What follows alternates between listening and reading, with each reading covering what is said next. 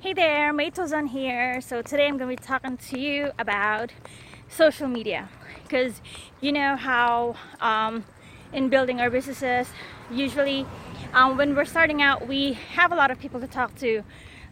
Sort of, it depends, I guess, really.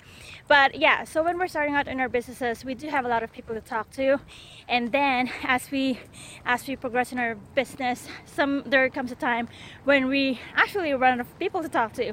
So what ends up happening is, for a lot of us, we end up going to social media.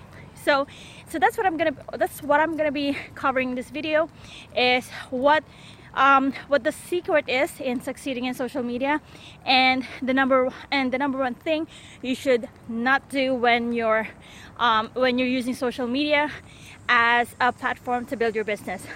Okay, so I will see you in a bit. Social media secret sauce: how to successfully build your business in social media. So before we get into today's topic, let's just quickly go over the 3 steps to having a profitable business online.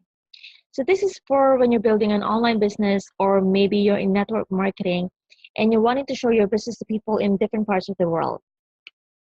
First, you build an audience.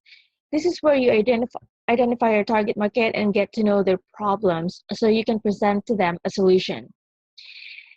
After that, you engage with the audience.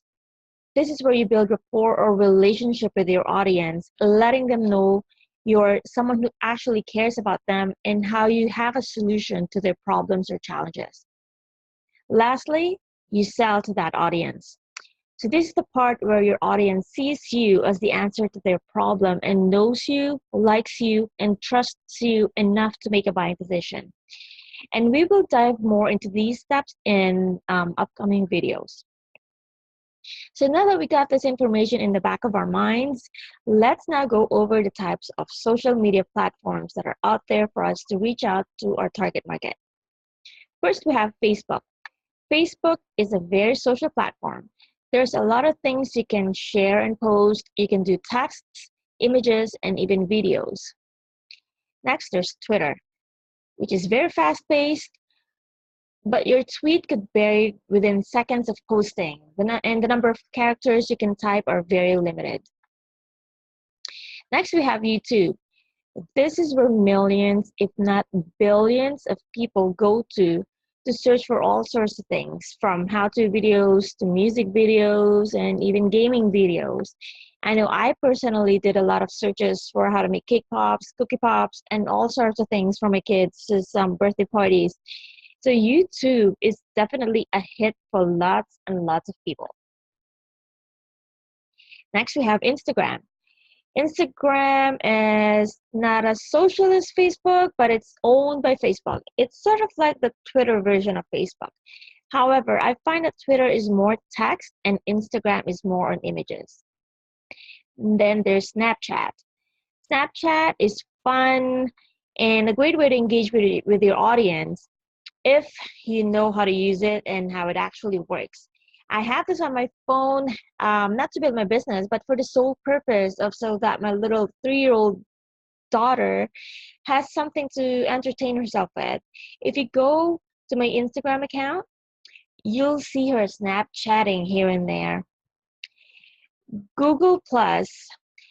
From what I've been hearing from industry leaders, Google Plus really is not a good place to interact anymore. So it's kind of like a dead marketplace now. I personally had not tested that, so I can't really say whether or not that statement is accurate. Next, we have Pinterest. I don't really get Pinterest, but I know a lot of people who are having great success marketing their products on this platform. And majority of Pinterest users are women, from what I heard. So if you're marketing mostly to just women, Pinterest would probably be a good place to start.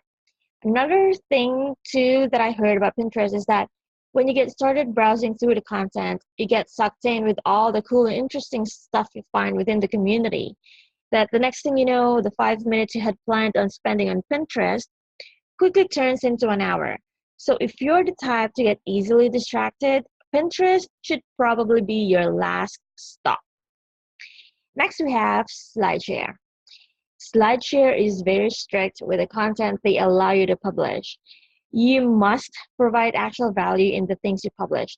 When I first signed up for an account and I was just new in the internet marketing space, I didn't know this. And plus, I was still transitioning from a hypey network marketer into a more polished marketer, or so I thought.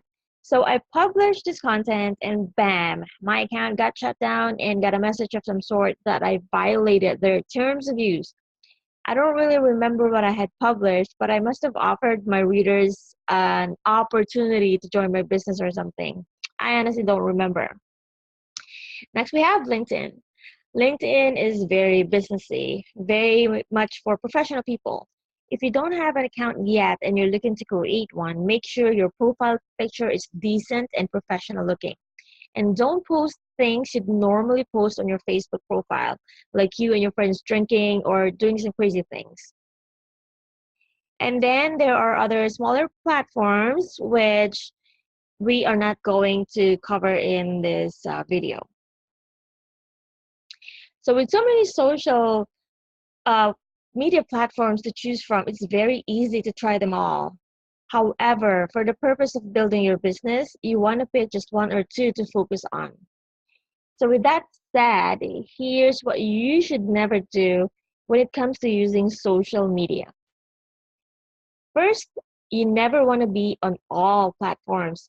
You don't want to spread yourself too thin that you spend your entire day being on different platforms, that you have no time to do the more important things that are conducive to building a profitable business. Another thing you never, excuse me, another thing you never want to do is be salesy or pitchy, like an annoying sales rep or typical network marketer who's always pushing your deal on people. If this is you, that's okay. We've all been there. I know I'd been there and I never liked myself one bit whenever I was being salesy. I don't know what your experience has been, but mine's like I notice I repelled people and they all start acting weird and looking at me weird, and it's not a fun spot to be in. Next, you never want to make misleading statements. Don't make claims that are not necessarily true. An example of a claim may be the kind of money people are making in your company. I know in my previous company, people seem to inflate the numbers like crazy. Another example of a claim might be the type of results people get for consuming the product. And this is typical for health and wellness companies. So just don't do it ever. Your reputation is far more important than any company or business you're building.